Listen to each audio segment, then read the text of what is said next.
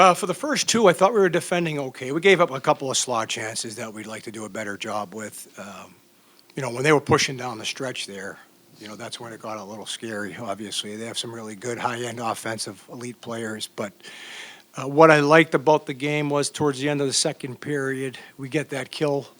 There's 9 seconds to go to start the third period of the kill, and then we score right after. So that gave us some momentum. There's no question about it. The kill at the end of the second, and then being able to score right after. Pasta gets out of the box. They come down. We come down and we grab a goal to tie the game. Right.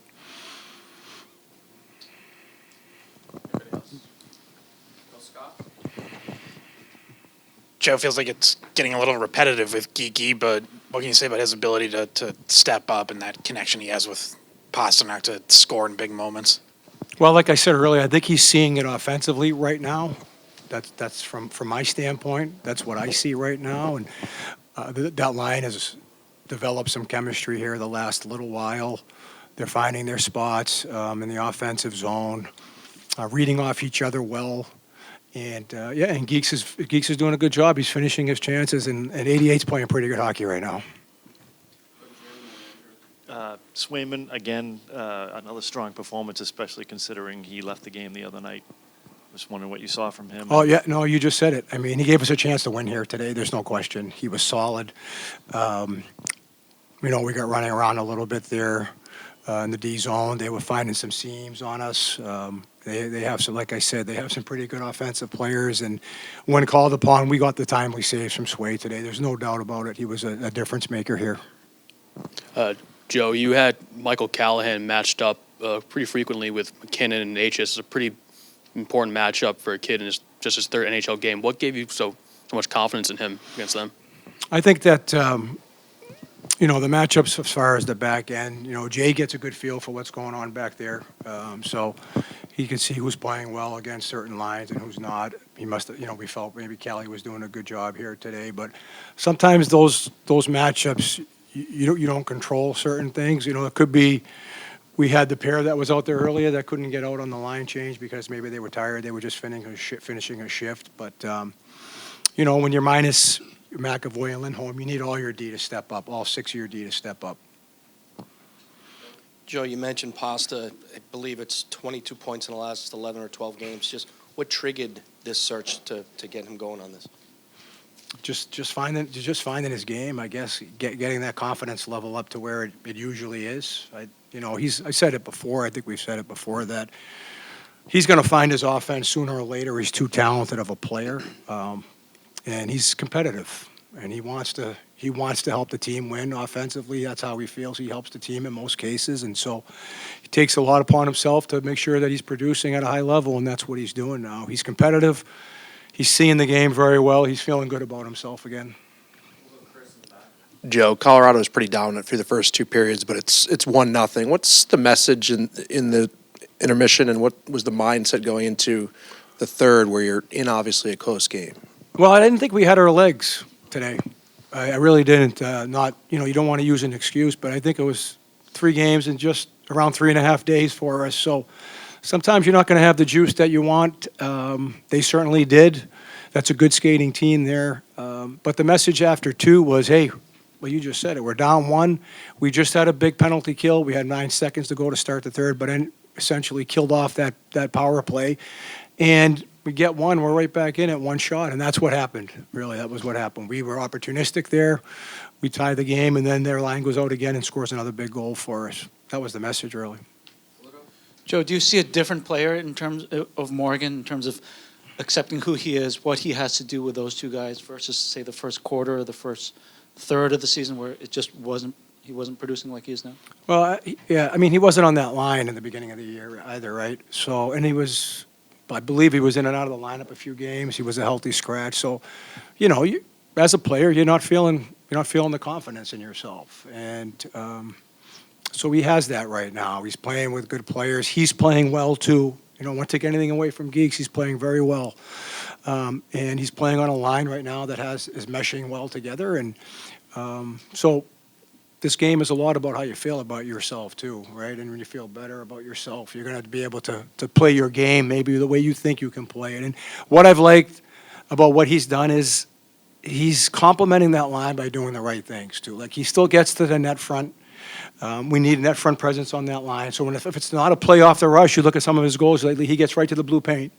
And Pasta's found him there a couple of times lately in the last few games. So being direct, getting to the net front, not overpassing, hopefully continue to shoot a little bit more and not defer so much. But it's like I said, he's just more confident right now.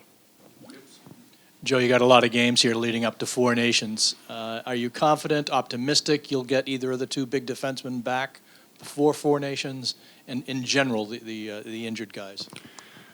I don't have an answer for you, honestly.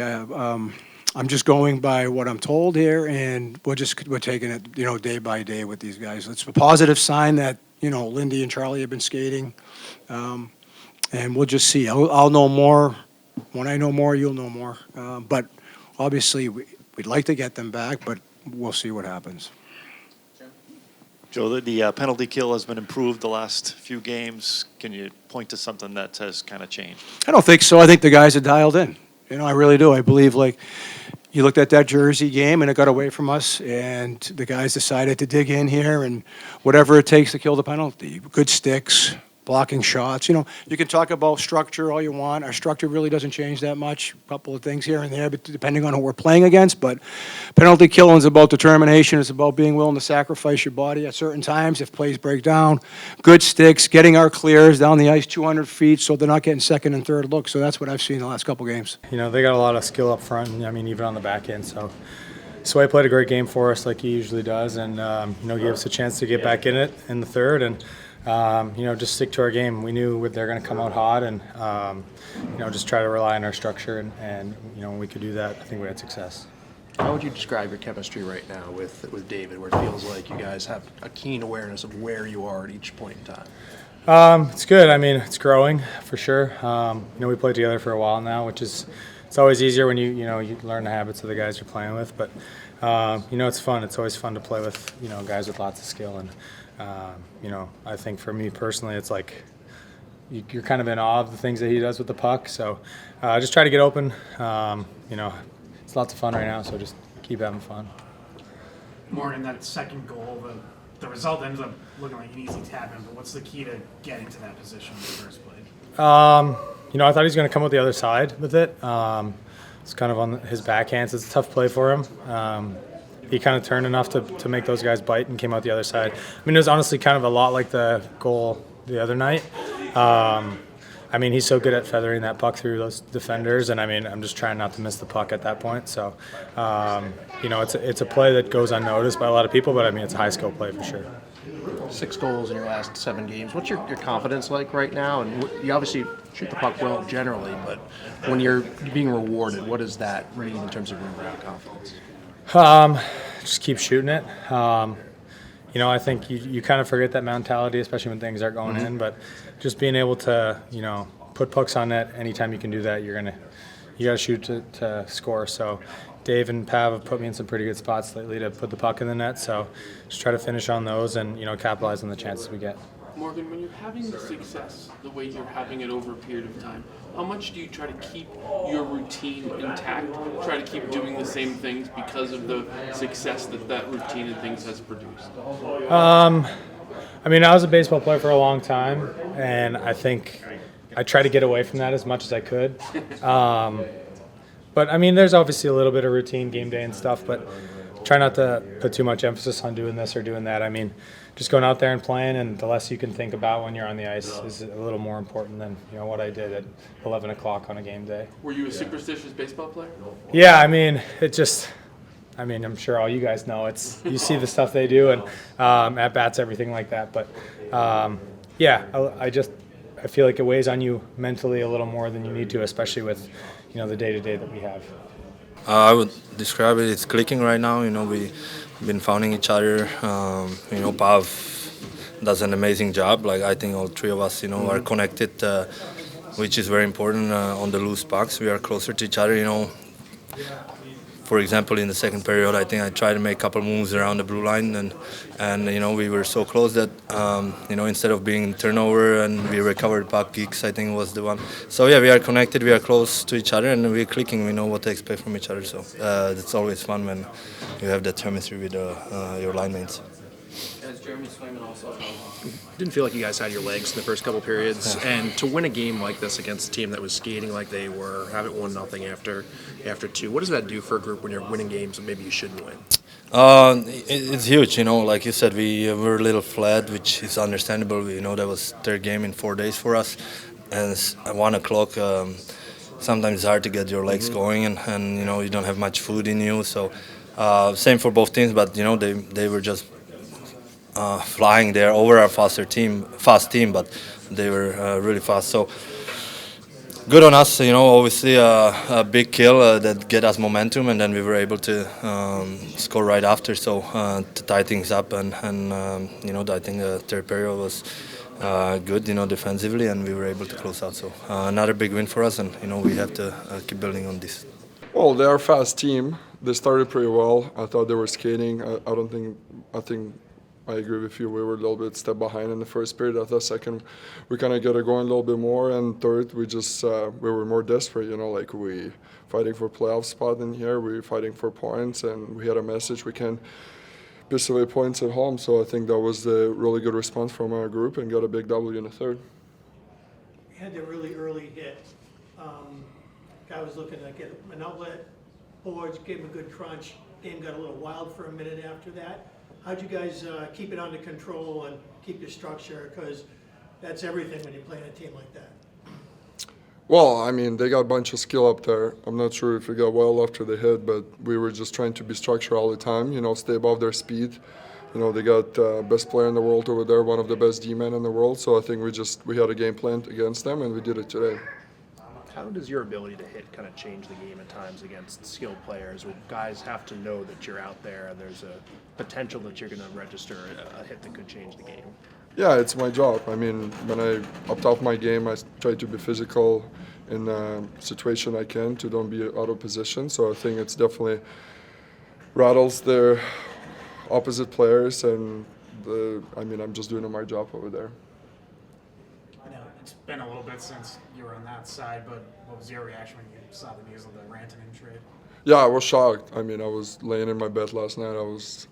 Would never thought Mikko would leave that place. I thought he was a special player for that team, for organization, for the franchise, for the city and everything. So it was kind of a big surprise for me. I thought they would definitely find a way to get a deal done and re-sign and stay there for whole career. So, but that's the part of the game where we at. You never know when you're going to be next day, and it's a business side of it. It sucks. I'm kind of a little bit speechless last night for sure.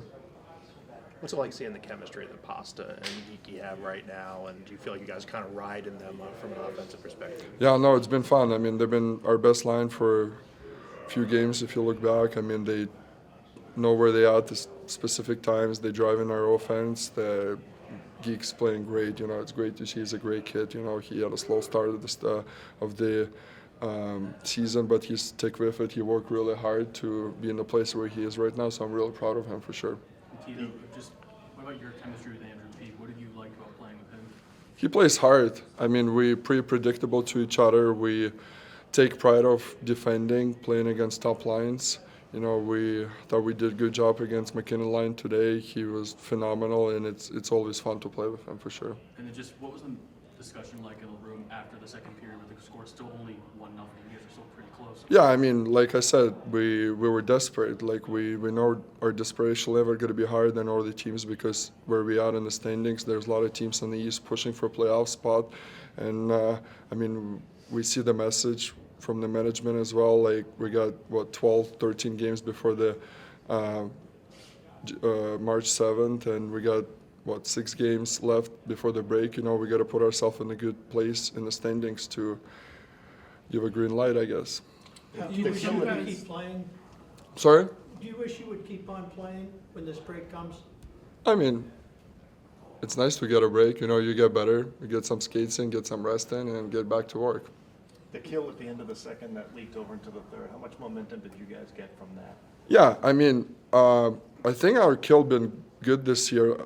If you look at numbers, yeah, but it's we either give up 3 or we give up 0. I feel like it's never been 1 or 2 goals. So I think when we really dialed in on the details, when we know our spots, when we know where put our sticks on, when we know prepare ourselves better for the game plan. So I think that's where we succeed on the kill, and we got a lot of good killers, and we trust Sway making a big saves for us as well up there. Nikita, some teams in a situation like you're in wouldn't want to talk about fighting for a playoff spot and being that far, being that it's a little ways down the road. You guys seem to have embraced it. Is that in some ways, is that something that you guys are getting energy from, knowing how important each game can be? Yeah, absolutely. I mean, you gotta face the reality once in a while, right? You can't be putting that in a back pocket all the time and say, oh, let's just focus on the day by day. I mean, you still look at the big picture. We still, I'm not planning to miss the playoffs. That's why I'm here. I'm here to play playoff hockey. I want to see Boston Garden buzzing in the playoff hockey. So I think that's definitely extra motivation for us. And I mean, you guys doing a good job to writing us off. So I think that's extra motivation as well for this group, because we got a lot of characters. We got a lot of people who want to compete and play on the big stages. So I think that's our mindset every day for sure. What's been your approach to this stretch with not just Campus Up, but now McAvoy as well, knowing that you and everyone else need to step up? I love it. I mean, it's extra challenge. Obviously, I'm playing more minutes than I would be playing with them in the lineup, but it's extra opportunity for me to show what I can do.